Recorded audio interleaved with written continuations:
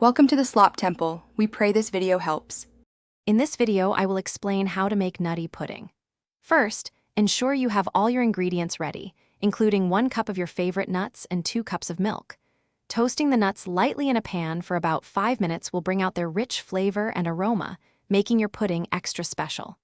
Have a saucepan and a whisk handy, as we'll be combining everything soon. This simple preparation ensures a smooth cooking process. Now, let's start cooking the pudding base. In your saucepan, combine 2 cups of milk, 1/4 cup of sugar, and 2 tablespoons of cornstarch. Whisk these ingredients continuously over medium heat. It's important to keep whisking to prevent lumps and ensure a smooth consistency. Continue until the mixture thickens to your desired pudding texture. Finally, stir in a pinch of salt and 1 teaspoon of vanilla extract for a delightful flavor. Once your pudding base is perfectly thickened, it's time to add the star ingredient, your toasted nuts.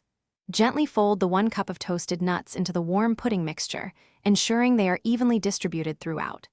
This step adds a wonderful crunch and nutty flavor to every bite. Carefully pour the pudding into individual serving dishes or a large bowl. Then, place it in the refrigerator to chill for at least 2 hours, allowing it to set beautifully. Your delicious nutty pudding is now ready to be enjoyed. For an extra touch, you can garnish each serving with a few more toasted nuts, a dollop of whipped cream, or a light drizzle of honey. Serving it chilled truly brings out all the wonderful flavors and provides a refreshing treat. This pudding is perfect for any occasion, whether it's a simple dessert or a special gathering. Don't forget to check the description for the link to the Echo Dot smart speaker and other great deals. Enjoy every spoonful of your homemade nutty pudding. Thanks for watching. Consider subscribing if we helped you.